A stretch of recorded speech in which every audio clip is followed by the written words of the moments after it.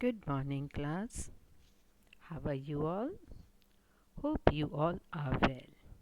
Welcome to your English class. Children, in our previous video, we have discussed exercise of lesson 9, that is Rats on a Train. We discussed exercise A, comprehension, that is exercise A1, A2 and A3, and then we discussed exercise B, vocabulary, that is B1 and B2.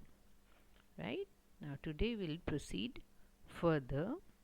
Exercise C is grammar, adverbial clauses of time. Now children, since it is a grammar point, we are not going to cover it now. We'll do it later. Right? So let's come directly to exercise D, listening and speaking. Okay. Now first we'll do exercise D1, which is a listening skill. A telephonic conversation. Listen to the telephone conversation between a clerk at New Delhi railway station and Mrs. Guha, who has to make some bookings for her office staff. Read the notepad in which Mrs. Guha has to enter some details about the special train running between Delhi and Chennai. Now, you will hear the conversation again. Fill in the information as you hear the conversation the second time. Now, children, just have a look at the notepad of Mrs. Guha. Name of the train, departure from New Delhi, days, time, arrival at Chennai, days, time, that is on which days the train departs from New Delhi, its days and time, and then which days it arrives at Chennai. So arrival at Chennai, again days and time, fare, catering, services, charges. Okay, so these are few points which are written in her notepad. Now I am going to read the transcript and you have to fill in the details as you listen to it. Okay, so listen to this very carefully. Mrs. Guha says, "Hello." Clerk, "Hello, may I help you?" Mrs. Guha, "I would like some information regarding the special train from Delhi to Chennai that has been started for the summer vacations." Clerk, "Ma'am, this train is called Vacation Special and it leaves for Chennai only twice a week." Mrs. Guha, "Which are these days?" Clerk, "Mondays and Thursdays." Mrs. Guha, "Could you give the timings of the departure and arrival at Chennai?" Clerk, "It leaves at 9:15 a.m. on Monday and Thursday. The train reaches Chennai at 5:30 p.m. on Wednesday and Saturday respectively." Mrs. Guha, "What is the fare?" Clerk, "It is 3,000 rupees for the first class AC and 2,000 rupees for the second class AC." Mrs. Guha, "Could you tell me something about the meals served during the journey?" Clerk, "Breakfast, lunch, tea, snacks and dinner are served on order. You have to pay an extra amount for that. Now, children, this is the conversation between Mrs. Guha and the clerk at New Delhi railway station. Now, you have listened to this conversation, and on the basis of this conversation, you are going to fill in the information that has been asked. Okay? Name of the train, it's given. Then departure from New Delhi is also clearly given, right? Days and time. Arrival at Chennai also is given, days and time. The fare is clearly mentioned for first class AC as well as for second class AC. Then catering services and charges, all the details are given, right? Now I have read this only once, okay, and in case you need to listen it for the second time, you can repeat the same audio and listen it to second time and fill the details accordingly. I hope it's clear to you. Right, please try and do it. Okay, now let's see the next exercise, D2. Now this is a speaking exercise. The ideal teacher. Speak to your partner. Tell your partner what qualities you would like your ideal teacher to have. Make a list of the qualities. Now imagine you are a teacher. Tell your partner what qualities you would like an ideal student to have. Make a list of qualities. Exchange your views with your teacher and your classmates. Right, children? So, what you have to do is, first, you have to tell your partner what are the qualities you would expect your teacher to have. So, you have to prepare a list of qualities you would expect in your teachers, and secondly, you have to imagine that you yourself are a teacher and you have to tell your partner what quality you would expect to be of an ideal student. Okay, the student should also have some quality and the teacher also. So, you have to make the list of qualities. Okay, so now the task for you here is you have to prepare a list of qualities of an ideal teacher as well as an ideal student, right? And then we will exchange the views during our online class, right? Okay, children, now let's start exercise E, writing. Writing a dialogue. Now, let's see question E1. Write a dialogue between a student Mohit and a travel agent Manik. The student wishes to seek information about a foreign trip for a group of students and teachers of his school. Mohit studies in class 12. You may use Mohit's and the travel agent's notes to build the conversation. Okay, now the one which is given on left side, that is Mohit's notes. Destination Singapore. Duration 5 days. Number of students 16. Number of teachers 2. Okay, now let's see the other notes. Singapore calling. Underwater world. Night safari beaches. Changi Chapel and Museum, East Coast Park shopping, food.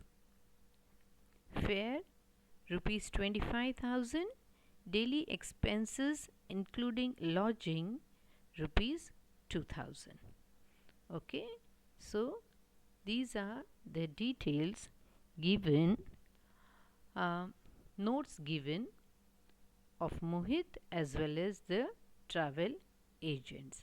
Mohit is asking about the details of the foreign trip, and the one on the right side notes, these are the notes given by the travel agents. What will the trip of Singapore will include? It will include underwater world, night safari, beaches, Changi Chapel and Museum, East Coast Park, shopping, seafood, and fare for all this is 25,000 rupees, and daily expenses including lodging is rupees 2,000.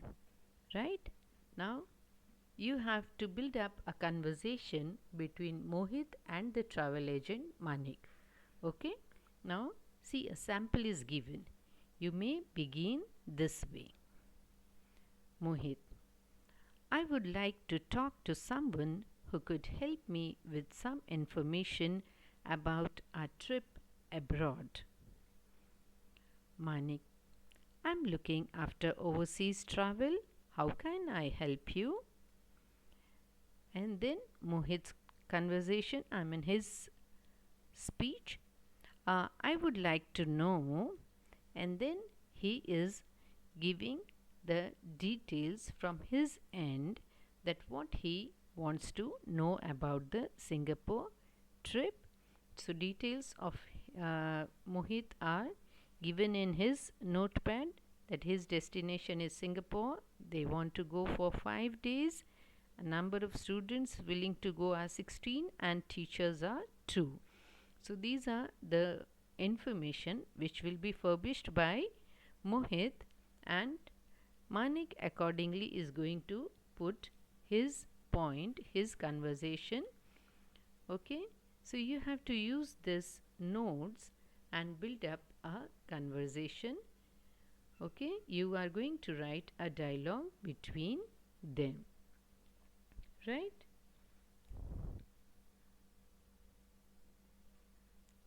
Let's see next question, E2.